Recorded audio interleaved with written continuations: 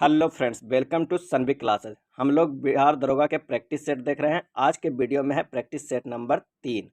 इसका पहला प्रश्न है कि महिला प्रीमियर लीग WPL 2023 के पहले संस्करण के दौरान कुल कितने मैच खेले गए।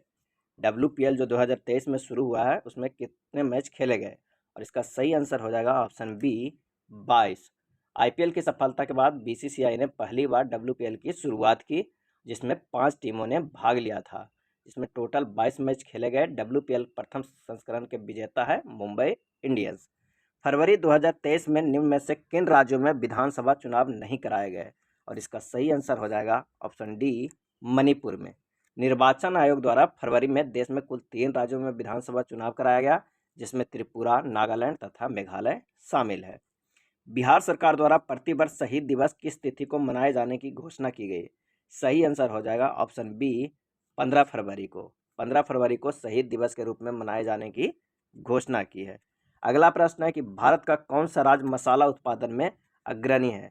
सही जवाब हो जाएगा ऑप्शन सी मध्य प्रदेश। मसाला उत्पादन में अग्रणी राज्य मध्य प्रदेश है, जबकि पूरे विश्व में सर्वाधिक मसाला का उत्पादन भारत में होता है। चावल उत्पादन में अग्रणी पश्चिम बंगाल तथा गन्ना में उत्तर प्रदेश है। पृथ्वी की निगरानी हेतु नासा इसरो द्वारा संयुक्त रूप से निसार का प्रक्षेपण कब तक किया जाएगा। सही आंसर हो जाएगा ऑप्शन बी 2024 तक किया जाएगा। श्री अन्न सम्मेलन वैश्विक मिलेट्स का आयोजन कहाँ किया गया। इसका आंसर हो जाएगा ऑप्शन ए नई दिल्ली में किया गया। प्रधानमंत्री नरेंद्र मोदी द्वारा इसका उद्घाटन किया गया। नेक्स्ट प्रश्न है कि हाल ही के दिनों में चर्चा में रहा मथुआ महामेला का आयोजन किस राज्य में किया गया। सही जवाब हो जाएगा ऑप्शन ए पश्चिम बंगाल में किया गया। मथुआ महामेला का वार्षिक कार्यक्रम है जो अखिल भारतीय मथुआ महासंघ द्वारा आयोजित किया जाता है। इसका संबंध पश्चिम बंगाल से है। मथुआ महामेला पश्चिम बंगाल में किया गया आयोजन। 17वें प्रवासी दिवस के दौरान लगभग कितने जिलों के प्रवासी प्रतिनिधियों ने भाग लिया। आंसर हो जाएगा ऑप्शन बी 70। 17वें प्रवासी दिवस के दौरान लगभग कितने देशों के प्रवासी प्रतिनिधियों ने भाग लिया, तो 70 देशों के। और ये आयोजन कहाँ हुआ था, तो इंदौर में हुआ था। और इसके मुख्य जो अतिथि थे वो गुयाना के राष्ट्रपति डॉक्टर मोहम्मद इरफान अली थे। नेक्स्ट है गोल्डन ग्लोब पुरस्कार 2023 के अंतर्गत सर्वश्रेष्ठ गीत का अवार्ड किसे दिया गया, और इसका आंसर हो नेक्स्ट है मिस यूनिवर्स 2022 का आयोजन कहाँ किया गया। सही जवाब हो जाएगा ऑप्शन डी अमेरिका में। 71वीं मिस यूनिवर्स 2022 का आयोजन अमेरिका के न्यू ऑरियंस शहर में किया गया। 2022 में मिस यूनिवर्स का खिताब वार बोनी ग्रेबियल ने जीता है। हाल ही में किसे विश्व के सबसे ऊंचे युद्ध क्षेत्र सियाचिन के कुमार पोस्ट पर तैनात किया गया। आंसर हो जाएगा ऑप्शन ए शिवा चौहान को। भारतीय थल सेना के फायर एंड फ्यूरी सैंपर्स की कैप्टन शिवा चौहान को विश्व के सबसे ऊंचे युद्ध क्षेत्र सियाचिन के कुमार पोस्ट पर तैनात किया गया है। नेक्स्ट है इंडोनेशिया मास्टर्स बैडमिंटन का पुरुष एकल का खिताब किसने जीता है। सही जवाब हो जाएगा ऑप्शन ए जोनाथन क्रिस्टी ने। अंतर्राष्ट्रीय महिला दिवस 2023 का विषय क्या है। सही आंसर हो जाएगा option A digital innovation and technology for gender equality है। स्टैचू ऑफ बिलीफ प्रतिमा संबंधित है किनसे। स्टैचू ऑफ बिलीफ सही आंसर हो जाएगा ऑप्शन ए भगवान शिव से। भगवान शिव की यह प्रतिमा 112 मीटर ऊंची है, जो राजस्थान के नाथ द्वार में स्थित है। इस स्टैचू ऑफ बिलीफ प्रतिमा को 20 किलोमीटर दूर से देखा जा सकता है। अगला है क्वाड शिखर सम्मेलन 2023 का आयोजन कहाँ किया जाएगा। आंसर हो जाएगा ऑप्शन बी ऑस्ट्रेलिया में। चौथा क्वाड शिखर सम्मेलन 2023 का आयोजन ऑस्ट्रेलिया में किया जाएगा। 2022 में इसका आयोजन जापान में किया गया था। इसमें 4 देश शामिल है, ऑस्ट्रेलिया, भारत, जापान तथा अमेरिका। नेक्स्ट प्रश्न है कि किस शहर को सर्वश्रेष्ठ हेरिटेज सिटी का पुरस्कार दिया गया है, और इसका सही जवाब है ऑप्शन डी अहमदाबाद को। गुजरात के अहमदाबाद को सर्वश्रेष्ठ हेरिटेज सिटी का अवार्ड दिया गया है तथा पर्यटन के समग्र विकास हेतु उत्तराखंड को प्रथम पुरस्कार मिला है। एयर इंडिया ने किसके साथ अपने विलय को मंजूरी दी है। सही जवाब है ऑप्शन बी विस्तारा। टाटा सन्स के पूर्ण स्वामित्व वाली एयर इंडिया का विलय 2024 तक विस्तारा एयरलाइंस में किया जाएगा। अंडर 19 वर्ल्ड कप की मेजबानी 2024 में किस देश द्वारा किया जाएगा। जवाब हो जाएगा ऑप्शन ए श्रीलंका। नेक्स्ट प्रश्न है कि वर्ल्ड हैप्पीनेस रिपोर्ट 2023 में भारत का स्थान कौन सा है। इसका आंसर हो जाएगा ऑप्शन बी 126वां। वर्ल्ड हैप्पीनेस रिपोर्ट 2023 में भारत का स्थान 126वां है। इस रैंक में कुल 136 देश शामिल हुए हैं तथा पहले स्थान पर फिनलैंड है। नेक्स्ट है 32वें ब्यास सम्मेलन 2023 से किसे सम्मानित किया गया, और इसका सही आंसर हो जाएगा ऑप्शन बी ज्ञान चतुर्वेदी। पाक जल डमरू मध्य को तेजी से तैरकर पार करने वाले पहले भारतीय कौन बने, इसका सही आंसर हो जाएगा ऑप्शन ए संपन्ना रमेश श्रीलार। नेक्स्ट है राष्ट्रपति द्रौपदी मुर्मू द्वारा किसे प्रेसिडेंट कलर अवार्ड प्रदान किया गया है, प्रेसिडेंट कलर अवार्ड, और इसका आंसर हो जाएगा option D INS Drona charge को। भारत की पहली व्यापारिक प्रयोगशाला स्थापित की गई कहाँ, आंसर हो जाएगा ऑप्शन ए जयपुर में। पहली व्यापारिक प्रयोगशाला राजस्थान के जयपुर में स्थापित की गई। अगले प्रश्न पे चलते हैं कि मेथनॉल से चलने वाली पहली बस का अनावरण नागपुर में किसके द्वारा किया गया, सही आंसर हो जाएगा ऑप्शन ए नितिन गडकरी के द्वारा किया गया। हाल ही में इला भट्ट का निधन हो गया, उनका संबंध किस क्षेत्र से है, आंसर हो जाएगा ऑप्शन ए समाज क्षेत्र से उनका संबंध है। भारत का दूसरा सबसे बड़ा नदी बेसिन कौन सा है, आंसर हो जाएगा option C Godavari basin. Bharat का दूसरा सबसे बड़ा नदी बेसिन कौन है, तो गोदावरी बेसिन है। नेक्स्ट है सर्वाधिक ऊंचाई पर स्थित दर्रा कौन सा है, और इसका सही आंसर हो जाएगा ऑप्शन सी नाथुला दर्रा। और जो भारत का सबसे बड़ा नदी बेसिन है वो है गंगा, दूसरा गोदावरी बेसिन। सर्वाधिक ऊंचाई पर स्थित दर्रा कौन है, तो नाथुला दर्रा है जो सिक्किम में है और इसकी ऊंचाई 4328 मीटर है। नेक्स्ट प्रश्न है केसर मिश्रण है किस चीज़ का, और इसका आंसर हो जाएगा ऑप्शन ए बीज एवं कलियों का। केसर फूल के अस्त्री भाग से प्राप्त होता है जो बीज बनाने वाला भाग है। इस प्रकार केसर बीज तथा कलियों का मिश्रण है। मिकिर की पहाड़ी स्थित है, कहाँ स्थित है, आंसर हो जाएगा ऑप्शन ए असम में स्थित है। यह कार्बी आंगलांग पठार का हिस्सा है। मीरी मिसी डफला अबोर अरुणाचल प्रदेश में स्थित है, जबकि मिकिर की पहाड़ी असम में स्थित है। वृक्षों को काटने से बचाने हेतु चिपको आंदोलन कब शुरू किया गया था, सही आंसर हो जाएगा ऑप्शन बी 1970 में शुरू किया गया था। चिपको आंदोलन एक पर्यावरण आंदोलन था जो उत्तराखंड में शुरू हुआ था। इस आंदोलन का नेतृत्व सुंदरलाल बहुगुणा ने 1970 से किया था। नेक्स्ट प्रश्न है कि निम्न में से किसका संबंध पारिस्थितिकीय संतुलन से नहीं है, सही जवाब हो जाएगा ऑप्शन डी औद्योगिक प्रबंधन से। निम्नलिखित में कौन सा देश स्थल रुद्ध है, आंसर हो जाएगा ऑप्शन बी हंगरी। हंगरी एक यूरोप का देश है जो पूरी तरह स्थल रुद्ध है। हंगरी का राजधानी बुडापेस्ट है। वनस्पति जलवायु का सही सूचक है, यह कथन किसका है, सही जवाब हो जाएगा ऑप्शन सी थार्नटबेट का। थार्नबेट का है और यह अमेरिका वैज्ञानिक थे। इन्होंने वर्षा के प्राकृतिक वनस्पति के आधार पर जलवायु का वर्गीकरण किया था। वनस्पति जलवायु का सही सूचक है, कथन है थार्नबेट का। नेक्स्ट है भारत में अप्रत्यक्ष निर्वाचन की प्रथा किस वर्ष आरंभ की गई थी, आंसर हो जाएगा ऑप्शन बी 1892 ईस्वी में शुरू किया गया था प्रत्यक्ष निर्वाचन का।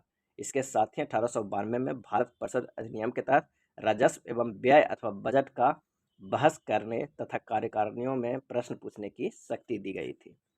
अगला प्रश्न है कि निम्न में से कौन सी घटना सबसे पहली घटित हुई है इलाहाबाद की संधि, प्रथम आंग्ल मराठा युद्ध, तृतीय महसी युद्ध और सालबाई की संधि में, और इसका आंसर हो जाएगा ऑप्शन ए इलाहाबाद की संधि, क्योंकि इलाहाबाद की संधि 1765 ईस्वी में हुआ है। प्रथम आंग्ल मराठा युद्ध 1775 से 82 तक चला है। तृतीय महसी युद्ध जो है वो 1790 से 92 तक चला है और सालबाई की संधि जो हुआ है वो 1782 में, जबकि इलाहाबाद की संधि 1765 में। निम्नलिखित में से किस एक ने सुभाष चंद्र बोस को देश नायक कहकर संबोधित किया था, सही जवाब हो जाएगा ऑप्शन बी रविन्द्रनाथ टैगोर। सुभाष चंद्र बोस को वर्ष 1938 में भारतीय राष्ट्रीय कांग्रेस का अध्यक्ष बनने के बाद गुरु रविन्द्रनाथ टैगोर द्वारा शांति निकेतन से देश नायक की उपाधि से सम्मानित किया था। महात्मा गांधी ने उन देशभक्तों को देशभक्त कहा था। महात्मा गांधी ने उन्हें देशभक्तों का देशभक्त कहा था, किन्हें, सुभाष चंद्र बोस को। भारत छोड़ो आंदोलन के समय भारत का प्रधान सेनापति कौन था, सही जवाब हो जाएगा ऑप्शन बी लॉर्ड बेवेल था। भारत छोड़ो आंदोलन 1942 में शुरू हुआ था। भारत के प्रधान सेनापति लॉर्ड बेवेल था, जो बाद में वर्ष 1943 से 1947 तक भारत का वायसराय एवं गवर्नर रहा था। नेक्स्ट है मुस्लिम लीग द्वारा सर्वप्रथम प्रत्यक्ष कार्यवाही दिवस कहाँ मनाया गया, और इसका सही आंसर हो जाएगा ऑप्शन डी कोलकाता में 16 अगस्त 1946 को सीधी या प्रत्यक्ष कार्यवाही दिवस मनाया गया। सर्वप्रथम प्रत्यक्ष कार्यवाही दिवस कलकत्ता में ही मनाया गया था। दिल्ली सल्तनत में दीवान अर्ज विभाग का स्थापना किसने की थी? आंसर हो जाएगा ऑप्शन ए बलबन ने। मुगल वंश के शासक बलबन ने सैन्य व्यवस्था सुदृढ़ करने के उद्देश्य से दीवान अर्ज विभाग की स्थापना किया था। नेक्स्ट है, निम्नलिखित में कौन सा फारसी का प्रथम कवि था जिसने अपनी कविता में भारतीय पर्यावरण को चित्रित किया? सही आंसर हो जाएगा ऑप्शन डी अमीर खुसरो। प्रसिद्ध फारसी कवि अमीर खुसरो निजामुद्दीन औलिया के शिष्य था। नई फारसी काव्य शैली सबक ए हिंदी या हिंदुस्तानी शैली के जन्मदाता अमीर खुसरो स्वयं को तूती ए हिंद अथवा हिंदुस्तान का तोता कहते थे। अमीर खुसरो की रचनाओं का महत्वपूर्ण तथ्य भारतीय पर्यावरण के इर्द गिर्द रचनाओं से परिपूर्ण था। नेक्स्ट प्रश्न है कि निम्न में से कौन सही सुमेलित है? देखना है इनमें से कि कौन सुमेलित है। तो चंदाबर का युद्ध 1194 में हुआ था, ये भी सही है। तैमूर का आक्रमण 1398 में, सही है। तालीकोटा की युद्ध 1565 ईस्वी में, ये भी सही है। तो आंसर हो जाएगा ऑप्शन डी, सभी सही है। जौनपुर की स्थापना किस शासक द्वारा की गई? आंसर हो जाएगा ऑप्शन बी फिरोज शाह तुगलक द्वारा जौनपुर की स्थापना की गई थी। जौनपुर की स्थापना फिरोज शाह तुगलक ने अपने चचेरे भाई जौना खां मोहम्मद बिन तुगलक की स्मृति में की थी। मलिक सरबर ने स्वतंत्र सार्की राज की स्थापना की। सार्की शासकों के लगभग 85 वर्षों तक जौनपुर की स्वतंत्रता को स्थापित रखा, किंतु जो 1479 ईस्वी में बहलोल लोदी ने इसके अंतिम शासक हुसैन शाह सार्की को पराजित कर जौनपुर को पुनः दिल्ली सल्तनत का अंग बना दिया। नेक्स्ट है, भारत में मानव का सर्वप्रथम साक्ष्य कहाँ मिलता है? सही आंसर हो जाएगा ऑप्शन ए नर्मदा घाटी में। सैंधव सभ्यता के महान स्नानागार कहाँ से प्राप्त हुआ? और इसका आंसर हो जाएगा ऑप्शन ए मोहनजोदाड़ो से। किस शासक द्वारा सर्वप्रथम पाटलिपुत्र का राजधानी के रूप में चयन किया गया? आंसर हो जाएगा ऑप्शन सी उदयन। पाटलिपुत्र की स्थापना उदयन ने गंगा और सोन नदी के संगम पर एक किला बनाकर की। इसने मगध साम्राज्य की राजधानी राजगिरी से पाटलिपुत्र स्थानांतरित की। यह नगर शिशुनाग वंश, नंद वंश और मर्व वंश की राजधानी रहा। अगला है, भारतीय संविधान को संविधान सभा द्वारा अंगीकृत किया गया था और वो कब किया गया था? आंसर हो जाएगा ऑप्शन बी 26 नवंबर 1949 को अंगीकृत किया गया था। नेक्स्ट प्रश्न है कि निम्नलिखित में से कौन सा विषय समवर्ती सूची का है? और इसका आंसर हो जाएगा ऑप्शन सी जनसंख्या नियंत्रण एवं परिवार नियोजन है, जो समवर्ती सूची का है। भारतीय संविधान का कौन सा भाग संविधान की आत्मा कहलाता है? और इसका आंसर हो जाएगा ऑप्शन सी उद्देशिका। भारतीय संविधान का कौन सा संविधान की आत्मा कहलाता है? तो उद्देशिका। नेक्स्ट है, भारतीय संविधान का कौन सा अनुच्छेद केंद्रीय सतर्कता आयोग का वर्णन करता है? और इसका सही आंसर हो जाएगा ऑप्शन डी इनमें से कोई नहीं। केंद्रीय सतर्कता आयोग का गठन 1964 ईस्वी में केंद्र सरकार द्वारा पारित एक प्रस्ताव के तहत हुआ है। संस्थानन समिति की सिफारिश पर इसका गठन हुआ था। नेक्स्ट है, भारतीय संसद की सबसे बड़ी समिति कौन सी है? और इसका सही आंसर हो जाएगा ऑप्शन सी प्राक्कलन समिति। प्राक्कलन समिति में सदस्यों की संख्या 30 होती है। इसके सदस्य लोकसभा द्वारा निर्वाचित होते हैं। इसका कार्यकाल 1 वर्ष का होता है। अगला है, प्रत्येक राज्य में लोकसभा तथा विधानसभा के सीटों का निर्धारण परिसीमन आयोग द्वारा किया जाता है। इस परिसीमन आयोग में कब तक हस्तक्षेप नहीं किया जाएगा? इसका आंसर हो जाएगा ऑप्शन सी 2026 तक कोई भी चेंज नहीं किया जाएगा। 84वें संविधान संशोधन अधिनियम द्वारा संविधान के अनुच्छेद 82 और 170(3) की शर्तों को संशोधन किया गया, जिसके अनुसार देश में लोकसभा तथा विधानसभा की सीटों की संख्या वर्ष 2026 तक कोई कमी या वृद्धि नहीं की जाएगी। अगला है, संविधान के अंतर्गत उच्चतम न्यायालय से विधि के प्रश्न पर राय लेने का अधिकार किसे है? आंसर हो जाएगा ऑप्शन बी राष्ट्रपति का। और ये भारतीय संविधान के अनुच्छेद 143 के तहत भारत के राष्ट्रपति को विधि या तथ्य के व्यापक महत्व के प्रश्न के संदर्भ में सर्वोच्च न्यायालय से परामर्श लेने की शक्ति प्रदान करता है, अनुच्छेद 143 से। अगला प्रश्न है कि राज्य सरकार का कार्यकारी अध्यक्ष या संवैधानिक प्रमुख कौन है? आंसर होगा ऑप्शन बी राज्यपाल। संविधान के अनुच्छेद 154 के अनुसार राज्य की कार्यपालिका शक्ति राज्यपाल में निहित होगा, जिसका प्रयोग वही संविधान के अनुसार स्वयं अपने अधीनस्थ अधिकारियों के द्वारा करेगा। इस प्रकार राज्य सरकार का संवैधानिक प्रमुख राज्यपाल होता है। सतत विकास के लिए आवश्यक है। सही जवाब हो जाएगा जैविक विविधता का संरक्षण भी, प्रदूषण का नियंत्रण भी, निर्धनता को घटाना भी। आंसर हो जाएगा ऑप्शन डी उपयुक्त में से सभी। नेक्स्ट है, वर्षा की मात्रा निर्भर करती है। और इसका आंसर हो जाएगा ऑप्शन बी, वायुमंडल में नमी पर। वायुमंडल में नमी वर्षा की मात्रा का निर्धारण करती है। सभी प्रकार की वर्षा की मात्रा तथा बूंदाबांदी, वर्षा, बर्फबारी इत्यादि वायुमंडल में नमी की मात्रा में बढ़ोतरी से बढ़ जाती है। नगरीकरण एवं औद्योगिकीकरण हानिकारक है। आंसर हो जाएगा उपयुक्त में से सभी के लिए, संतुलन विकास के लिए, पर्यावरण एवं पारिस्थितिकी के लिए, जैव विविधता के संरक्षण के लिए, यानी उपयुक्त में से सभी। साइलेंट वैली परियोजना निम्नलिखित में से किस राज्य से संबंधित है? आंसर हो जाएगा ऑप्शन सी, केरल से। साइलेंट वैली परियोजना का संबंध केरल राज्य से है। यह शांत घाटी में स्थित है। वर्तमान में शांत घाटी को बायोस्फीयर रिजर्व घोषित कर दिया गया है। भारत में सबसे अधिक जैव विविधता संपन्न क्षेत्र कौन सा है? इसका आंसर हो जाएगा ऑप्शन सी, पश्चिमी घाट। जैव विविधता हॉटस्पॉट केवल उष्णकटिबंधीय प्रदेशों में नहीं बल्कि उच्च अक्षांशीय प्रदेशों में पाए जाते हैं। भारत में 4 जैव विविधता हॉटस्पॉट स्थल पाए गए हैं: पूर्वी हिमालय, पश्चिमी घाट, म्यांमार भारत सीमा और सुडालैंड। नेक्स्ट प्रश्न है, इलेक्ट्रा गोल्ड कप किस खेल से संबंधित है? इलेक्ट्रा गोल्ड कप, सही जवाब हो जाएगा ऑप्शन ए, टेबल टेनिस से। निम्नलिखित में कौन सा देश सार्क का सदस्य नहीं है? सही जवाब आंसर सी, म्यांमार। सार्क की स्थापना 1985 में हुआ था। यह 8 देशों का समूह है जिसमें भारत, पाकिस्तान, बांग्लादेश, नेपाल, भूटान, श्रीलंका, मालदीव और एवं अफगानिस्तान है, यानी भारत के पड़ोसी देश है। इसमें म्यांमार शामिल नहीं है। वह रेखा जो धूप के समान अवधि वाले स्थानों को मिलाते हुए खींचा जाता है उसे क्या कहते हैं? और इसका आंसर हो जाएगा ऑप्शन ए, आइसोहेल कहते हैं। समधूप रेखा मतलब आइसोहेल। नेक्स्ट है, इनमें कौन सा लोक नृत्य छत्तीसगढ़ राज्य का है? आंसर हो जाएगा ऑप्शन ए, पंडवानी, नवारानी और डागला। पंडवानी, नवारानी और डागला छत्तीसगढ़ के लोक नृत्य है। और लाहो बांग्ला मेघालय का है। छपेली, महाथू, डांगी, डंडा नाच हिमाचल प्रदेश के है। रासलीला, नौटंकी और कजरी उत्तर प्रदेश का है। अगला प्रश्न है कि अंतर्राष्ट्रीय खेल दिवस कब मनाया जाता है? आंसर हो जाएगा ऑप्शन ए, 6 अप्रैल को अंतर्राष्ट्रीय खेल दिवस मनाया जाता है। 29 अगस्त को राष्ट्रीय खेल दिवस मनाया जाता है। 21 सितंबर को विश्व शांति दिवस है और 11 दिसंबर को विश्व पर्वत दिवस मनाया जाता है। संगीत नाटक अकादमी की स्थापना कब हुई थी? आंसर हो जाएगा ऑप्शन ए, 1953 ईस्वी में संगीत नाटक अकादमी की स्थापना हुई थी। ललित कला अकादमी को 1954 में और साहित्य अकादमी के भी 1954 में हुआ था। नेक्स्ट प्रश्न है कि असम राइफल का मुख्यालय स्थित है, कहाँ स्थित है? सही जवाब हो जाएगा ऑप्शन डी, शिलोंग में। असम राइफल्स की मुख्यालय शिलोंग मेघालय में स्थित है। इसकी स्थापना 1835 ईस्वी में की गई थी। नेक्स्ट है, एम्पियर सेकेंड निम्नलिखित में से किसकी इकाई है? सही जवाब हो जाएगा ऑप्शन ए, आवेश का। मानव शरीर के कौन से 2 मुख्य अंगों में काफ़ी मात्रा में चुंबकीय क्षेत्र उत्पन्न होता है? सही जवाब हो जाएगा ऑप्शन डी, हृदय और मस्तिष्क में मानव शरीर के 2 प्रमुख हिस्से हैं जिनमें चुंबकीय क्षेत्र उत्पन्न होता है। शरीर के चुंबकीय क्षेत्र तथा शरीर के विभिन्न अंगों का चित्र एमआरआई द्वारा प्राप्त किया जाता है। अगला प्रश्न है कि प्रत्यावर्ती धारा का आविष्कार किस वैज्ञानिक द्वारा किया गया? सही आंसर होगा ऑप्शन सी, निकोला टेस्ला के द्वारा प्रत्यावर्ती धारा का आविष्कार किया गया था।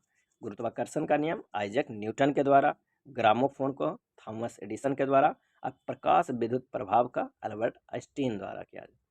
विभवांतर को स्थिर रखते हुए एक परिपथ का प्रतिरोध आधा कर दिया जाए तो धारा पर क्या प्रभाव पड़ेगा? आंसर हो जाएगा ऑप्शन बी, दोगुनी हो जाएगी।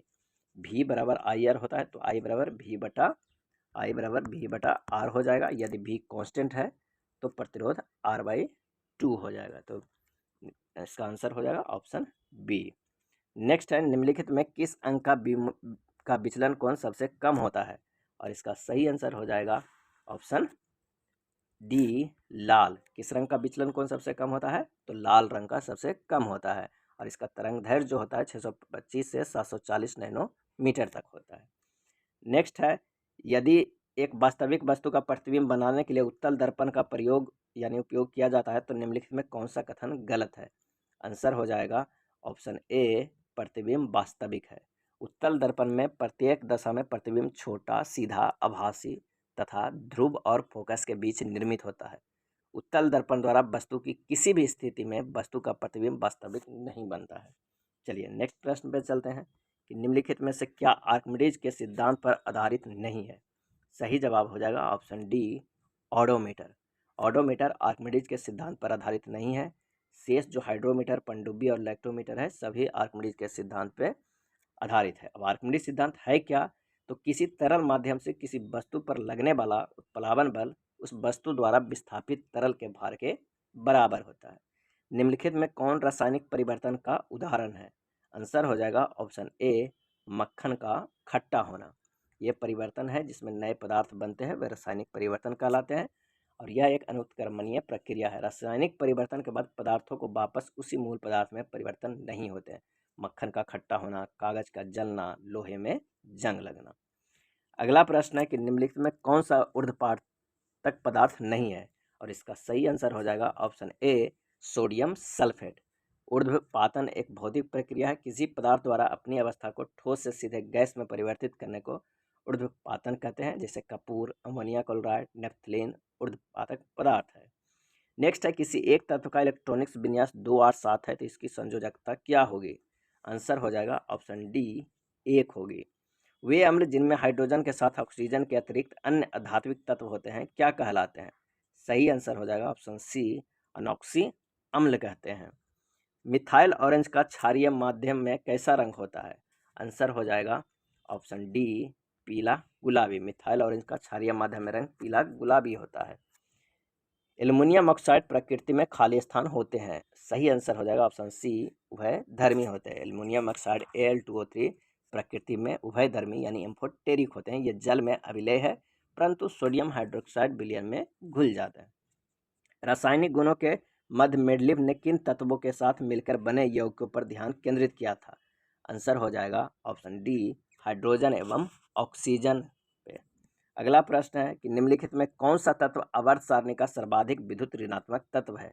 और इसका आंसर हो जाएगा ऑप्शन बी, फ्लोरीन। आवर्त सारणी में फ्लोरीन को विद्युत ऋणात्मक सर्वाधिक होती है। आवर्त सारणी में बाएं से दाएं जाने पर विद्युत ऋणात्मक का मान बढ़ता है, तब वर्ग में ऊपर से नीचे जाने पर घटता है। विद्युत ऋणात्मक घटते क्रम में फ्लोरीन, क्लोरीन, ब्रोमीन, आयोडीन और स्टैटिन है। ग्रेफिन क्या है? और इसका आंसर हो जाएगा ऑप्शन ए, कार्बन का अपरूप है जो ग्रेफाइट से प्राप्त होता है, जिससे कागज से भी पतली शीट बनाई जा सकती है। अगला प्रश्न है, यूट्रोफिकेशन के परिणाम स्वरूप निम्न में से किसका न्यूनीकरण होता है? सही जवाब हो जाएगा ऑप्शन बी, विलीन ऑक्सीजन का। रासायनिक तत्वों विशेष रूप से नाइट्रोजन तथा फास्फोरस मिश्रित यौगिक तत्वों में पारिस्थितिकी तंत्र की संपन्नता को यूट्रोफिकेशन कहते हैं। इसमें ऑक्सीजन के जमाव में कमी होता है। निम्नलिखित में कौन सा एक कीटभक्षी पौधा नहीं है? आंसर हो जाएगा ऑप्शन ए, प्रोथैलस। नेक्स्ट है, पहला वनस्पति विज्ञानी किसे माना जाता है? और इसका आंसर हो जाएगा ऑप्शन सी, थियोफ्रेस्टा को। पहला वनस्पति विज्ञानी माना जाता है थियोफ्रेस्टा को। नेक्स्ट है, एंटीबायोटिक निम्नलिखित में से किस कवक से प्राप्त किया जाता है?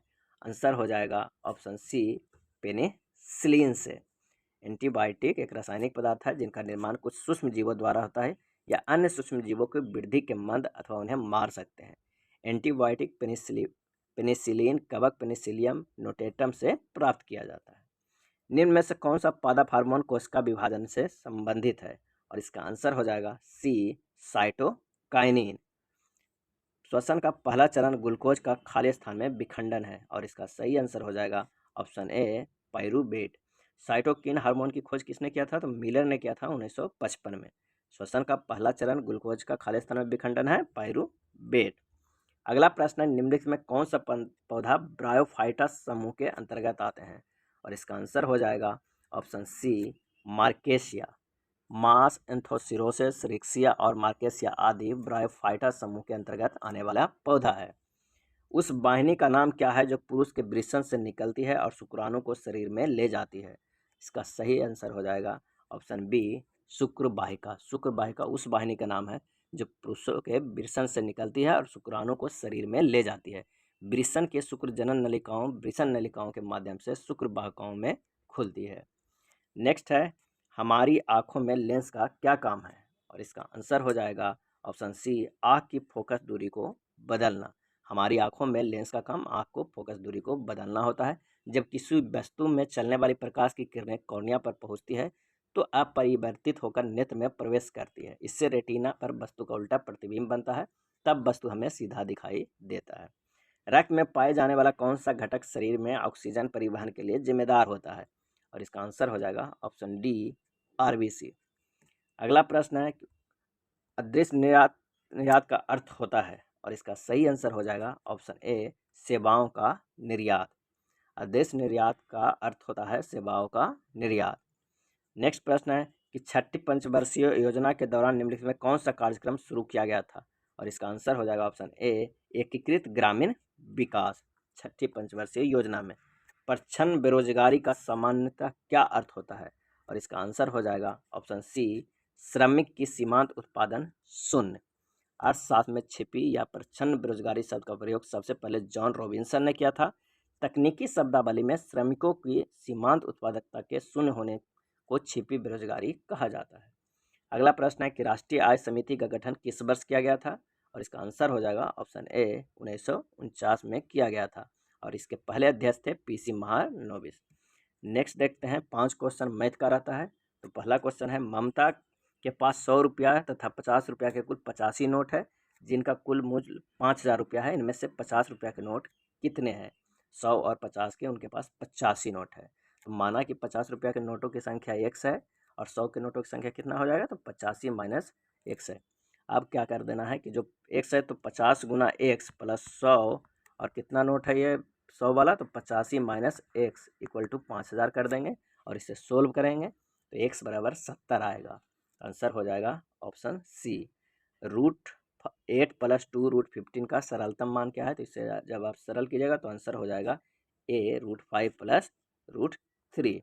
अगला प्रश्न है, किसी वस्तु को 996 रुपये में बेचने से प्राप्त लाभ तथा उस वस्तु को 894 रुपये में बेचने से हुई हानि दोनों समान है, उस वस्तु का क्रय मूल्य कितना होगा?